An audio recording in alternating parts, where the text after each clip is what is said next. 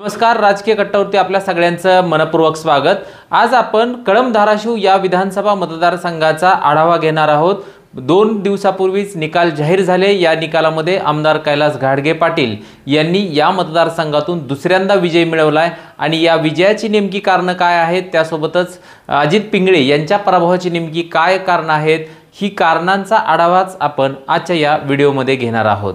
जर हा व्हिडिओ राजकीय कट्टा YouTube चॅनलला पाहत असाल तर आमचं YouTube चॅनल सबस्क्राइब करा आणि हा व्हिडिओ जर आपण Facebook पेजला पाहत असाल तर आमचं Facebook पेज फॉलो आणि लाईक करायला विसरू नका। चला तर पाहू मग आमदार कैलास घाडगे पाटील यांच्या विजयाची 5 कारणे। कैलास घाडगे पाटील यांनी कळंब धाराशिव या विधानसभा मतदारसंघातून 35,566 एवढ्या मोठ्या मतांनी विजय मिळवला। मात्र हा विजय मिळवण्यासाठी त्यांना काही महत्त्वाची कारणं ठरली। तीच कारणं नेमकी कोणती आहेत, त्यातलं पहिलं महत्त्वाचं कारण आहे मिळून मिसळून वागण्याचा त्यांचा स्वभाव। खरं तर आमदार कैलास घाडगे पाटील हे गेल्या 5 वर्षापासून आमदार आहेत, मात्र त्यांनी आमदारकीचा रुबाब जो असतो तो रुबाब कुठल्याही कार्यकर्त्यावर नेत्यावर गाजवला नाही। त्यासोबतच सर्वसामान्य लोकांशी वागताना अत्यंत सौहार्दपूर्ण सौजन्याने वागत राहिले आणि त्यामुळे त्यांच्याबद्दल समाजामध्ये एक आपुलकीची भावना नेहमीच राहिली।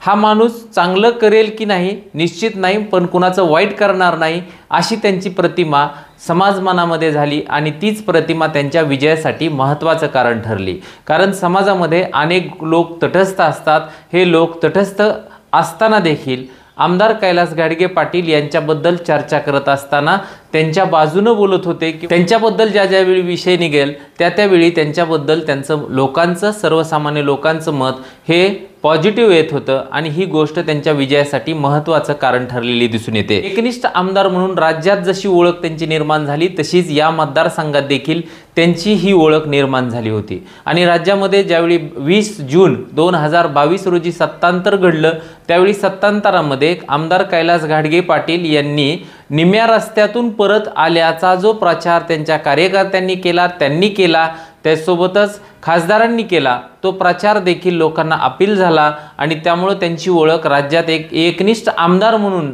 झाली आणि ती ओळख देखील एकनिष्ठ कार्यकर्त्यांसाठी शिवसैनिकांसाठी एक महत्त्वाची ठरली आणि त्याच गोष्टीमुळे ते विजयापर्यंत पोहोचल्याचं देखील दिसून आलं। त्यासोबतच आणखी एक महत्त्वाचं कारण होतं मुस्लिम एकगट्टा मतं।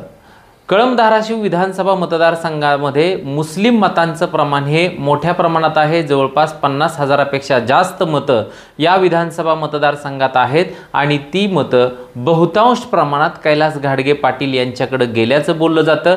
गतवेळी काँग्रेस राष्ट्रवादी ही वेगळी लढली होती, ही मतं त्यांच्याकडे बहुतांश प्रमाणात होती आणि त्यामुळे ती मतं आता कैलास घाडगे पाटील यांच्या पारड्यात पडल्यामुळे त्यांच्या विजयाचं जे अंतर आहे ते विजयाचं अंतर एवढं मोठं ठरण्यामध्ये मुस्लिम एकगट्टा मतं त्यांना मिळाल्यामुळे हे प्रमाण वाढल्याचं दिसून येतं। चौथं महत्त्वाचं कारण आहे खासदारांचा करिश्मा आणि मजबूत कार्यकर्त्यांचं जाळं। कळंब धाराशिव विधानसभा मतदारसंघ हा शिवसेनेचा बालेकिल्ला मानला जातो, मात्र महाराष्ट्रामध्ये शिवसेनेत 2 गट पडल्यानंतर देखील कळंब धाराशिव या विधानसभा मतदारसंघाने ठाकरे घराण्याला म्हणजेच ठाकरे यांच्या शिवसेनेला कल दिलेला दिसून येतो। महाराष्ट्रामध्ये चित्र वेगळं असताना कळंब धाराशिव विधानसभा मतदारसंघात मात्र ठाकरे यांच्या बाजूनच या मतदारसंघानं देखील कौल दिला।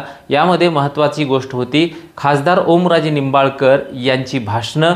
त्यांनी सरकारविरोधी केलेली जी भाषणं होती ती लोकांना अपील होत होती। आपल्यातलाच माणूस एक कोणतरी स्टेजवरती जाऊन बोलतोय असा भास लोकांना झाला आणि खासदारांचा व्यक्तिगत करिश्मा देखील आमदारांच्या विजयामध्ये कारणीभूत ठरला। त्यासोबतच कळंब धाराशिव विधानसभा मतदारसंघामध्ये जरी पडझड झालेली असली तरी देखील कार्यकर्त्यांचं दुसऱ्या फळीतील कार्यकर्त्यांचं एक मजबूत जाळं शिवसेना उद्धव बाळासाहेब ठाकरे पक्षाकडे होतं। त्या सर्व कार्यकर्त्यांनी एक जीवानं काम करत आमदार कैलास घाडगे पाटील यांच्या विजयासाठी रात्रीचा दिवस केला आणि हा विजय खेचून आणला। त्यामुळे हे एक महत्त्वाचं कारण त्यांच्या विजयामध्ये ठरलं। राज्यात महाविकास आघाडीचं सरकार येईल म्हणून देखील कैलास पाटील यांना मतदान झालं, हे एक देखील महत्त्वाचं कारण आहे।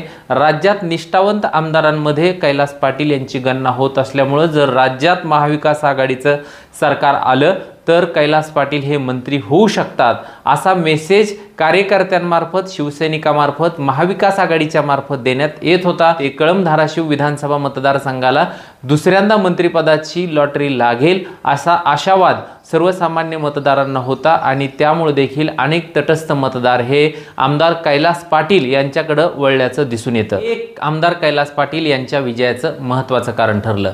जशी ही विजयाची 5 कारणं आहेत त्याच पद्धतीनं पराभूत उमेदवार अजित पिंगळे यांनी देखील 92,007 मतं या मतदारसंघातून घेतली आहेत। खरं तर अजित पिंगळे एक लढवय्य व्यक्तिमत्व आहे, कारण 2019च्या विधानसभा निवडणुकीमध्ये त्यांनी 21,000च्या आसपास मतं घेतली होती आणि त्या मताच्या बळावरच त्यांना उमेदवारी देखील मिळाली। मात्र 2024च्या विधानसभा निवडणुकीत त्यांना महत्त्वाच्या पक्षाचं तिकीट मिळालेलं असताना, राज्यात त्यांची लाट असताना देखील 92,007 मतापर्यंत ते पोहोचू शकले। मात्र विजयापर्यंत नेमके का पोहोचू शकले नाहीत याची देखील काही कारणं आहेत। त्याच कारणाचा परामर्श आपण यामध्ये घेणार आहोत। त्यामध्ये महत्त्वाचं कारण आहे ऐनवेळी मिळालेली त्यांना उमेदवारी। महाराष्ट्रामध्ये अनेक लोकांना ऐनवेळी उमेदवारी मिळली, त्यामध्येच अजित पिंगळे हे देखील एक भाजपचे तालुकाध्यक्ष असताना त्यांना शिवसेनेमध्ये प्रवेश दिला आणि ऐनवेळी शेवटच्या 2 दिवसात त्यांना उमेदवारी मिळाली। हे त्यांच्या पराभवाचं महत्त्वाचं कारण ठरलं, कारण ते भाजपमध्ये काम करत होते। त्यांचा संपर्क हा शिवसेनेशी, महायुतीच्या सर्व नेत्यांशी होता। मात्र अनेक महायुतीतील 2 नंबरच्या फळीतील नेत्यांना हे रुचलेलं दिसून आलं नाही आणि तेच त्यांच्या पराभवाचं मुख्य कारण ठरल्याचं देखील दिसून येतंय। आणि मतदानाची आकडेवारी पाहिल्यानंतर तर हेच कारण त्यांच्या पराभवाचं आहे असं देखील म्हटलं तर वावगं ठरणार नाही। दुसरं महत्त्वाचं कारण आहे शिवसेना आणि राष्ट्रवादी काँग्रेसमधील पदाधिकारी, कार्यकर्ते यांचं असणारं असहकार्य।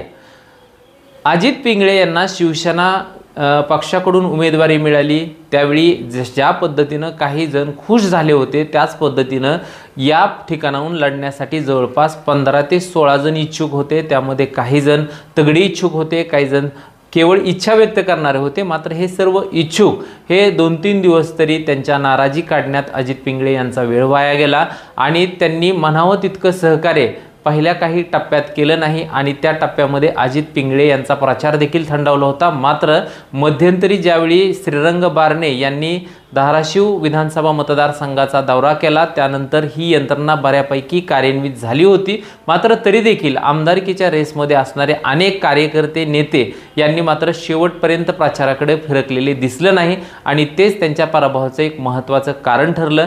आणि महायुतीच्या ज्या मोठ्या प्रचंड सभा होणं अपेक्षित होतं त्या सभा देखील झाल्या नाहीत। मुख्यमंत्र्याची एक सभा झाली, मात्र त्या सभेमध्येच ती सुरुवात होती आणि त्यावेळी वातावरण नेमकं विधानसभेचं पेटत होतं। मात्र त्याच काळात मुख्यमंत्र्यांची सभा झाल्यामुळं अजित पिंगळे यांना या सभेचा फारसा लाभ झालेला दिसून आला नाही। धाराशिव परिसरात नौका चेहरा आणि कळंब परिसरातून मताधिक्य घेण्यात आलेलं अपयश ही देखील त्यांच्या पराभवाचं एक मुख्य कारण आहे। कारण अजित पिंगळे हे कळंब भागात सर्वांना परिचित असणारं नेतृत्व आहे। खरं तर धाराशिव परिसरात देखील ते परिचित व्यक्ती आहेत, मात्र या ठिकाणी त्यांचं व्यक्तिगत कार्यकर्त्यांचं जे जाळं आहे ते जाळं दिसून येत नाही। मात्र तेच जाळं कळंब परिसरामध्ये दिसून येतं। मात्र कळंब परिसरातून त्यांना मताधिक्य मोठं मिळेल अशी अपेक्षा होती, मात्र कळंब परिसरातील काही गावांनीच त्यांना मताधिक्य दिलं, तर कळंब शहराने कधी नव्हे ती एक समान मतं दोन्ही उमेदवारांना दिलेत। त्यामुळं कळंबमध्ये देखील त्यांना मताधिक्य घेण्यात अपयश आलं आणि उस्मानाबाद म्हणजे धाराशिव परिसरामध्ये देखील या ठिकाणी ते नौका चेहरा म्हणून लोकांना वाटत होते आणि त्यामुळं बऱ्याचशा मतदारांनी कैलास पाटील या भागात राहतात, त्यांचं वास्तव्य हे उस्मानाबाद धाराशिव शहरामध्ये आहे, त्यामुळं इकडलं मतदान हे कैलास पाटील यांना मोठ्या प्रमाणात झालं आणि ते देखील त्यांच्या अजित पिंगळे यांच्या पराभवाचं मुख्य कारण ठरल्याचं दिसून येतं। त्यात महत्त्वाचं एक आणखी एक कारण आहे की कार्यकर्त्यांमध्ये मनोमिलन करण्यात आलेलं अपयश।